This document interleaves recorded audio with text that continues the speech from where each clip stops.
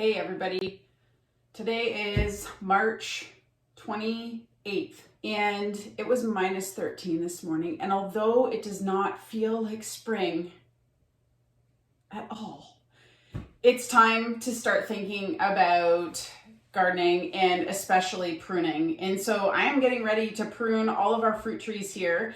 I'm 21 to be exact, and I have been itching. But before I get going on that project, I want to make sure all of my tools are sharpened, and not only for pruning, but all of the tools that I use in the garden. And so usually Brian is on some of the larger tools. He keeps all of my round nose shovels and my spades nicely sharpened. That's more of an outside job, but I do all of the sharpening for my other tools. So my Felco 2s, which are my absolute go-to, tools for pruning and even gardening. I use them for just about everything and a lot of things I'm probably not supposed to, but they just lend themselves to abuse a lot of the time because normally they're attached to me, so it's what I have for cutting. And right now they're actually not in bad shape. Last year I did a full-on service, so took them all apart, sharpened them and cleaned them, and I'll make a video about that sometime. But I just wanted to show you quickly how I go about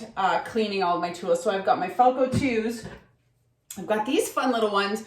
The number on them is 310, and they are actually garden snips. I absolutely love these things. Great for harvesting vegetables and things in the garden, more herbaceous stuff. But what I need is a leather holster. So I'm gonna have to upgrade this year because I find I usually stick them in a pocket and they poke a hole in the pocket. So whatever. And then I'm doing my big loppers, and these are backhoe loppers.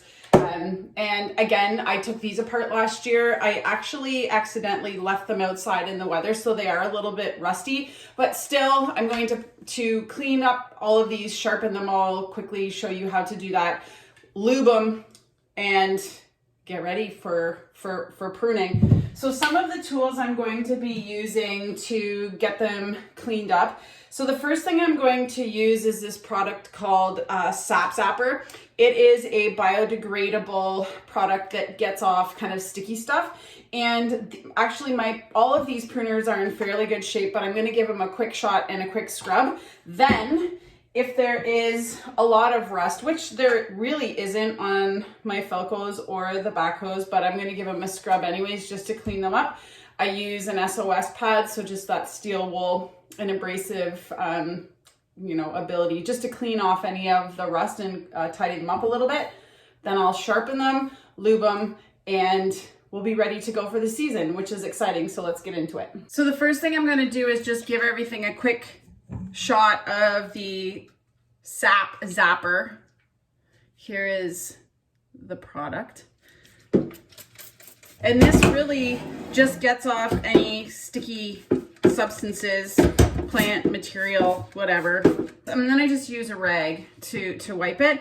I should do this in the fall, right? When I'm putting the equipment to sleep. But for some reason at that time of year, I don't know. I don't know if I'm busy doing other things. Who knows? So I'll just give that a quick wipe off. And already that's getting off some of the discoloration. These have tomato stuff on them, tomato sap.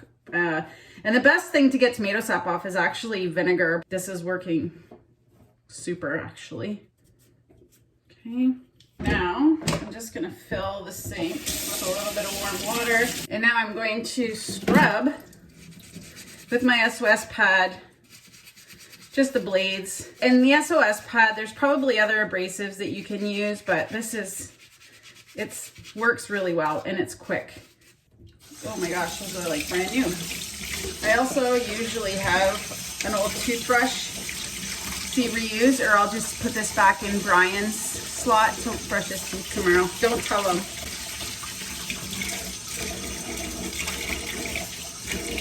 But already, look at how nice those look compared to the way they did. So now my most used tool for sure, my Felcos. Now these aren't gonna shine up like brand new, but it'll be pretty darn close.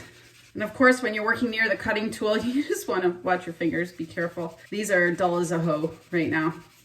I was using them for things I probably shouldn't have been. But that's the nice thing. When you spend your money on good tools, they will last. So the Felcos, when I do a full service, I take them all the way apart, which I'll show you. Actually, I'll link a video below. It's a really good one that I watched. You can take them fully apart, the blade and all. And so it allows you to sharpen them up nicely.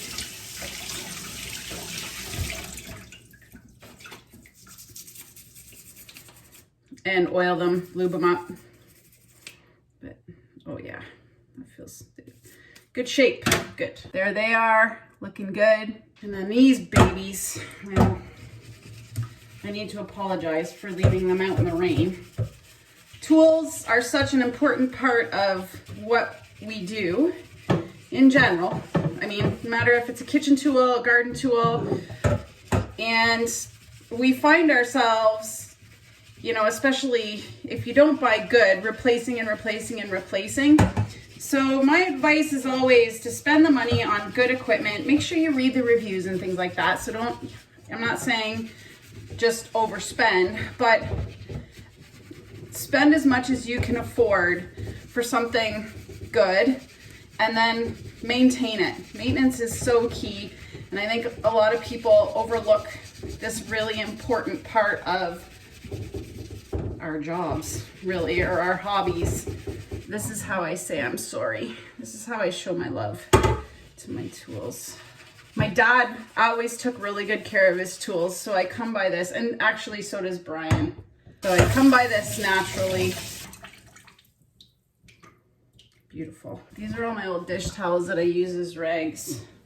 Don't get upset, Mom, they're not going back in the kitchen. But then you just dry it off, dry your tools off.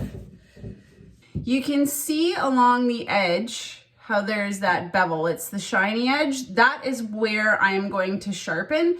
And so literally all I'm gonna do, I'm gonna bring you a little bit closer, but I'm just gonna run the sharpener along that edge a couple of times. And I've got this sharpening steel, but literally all I'm gonna do is find that angle and run it along that edge.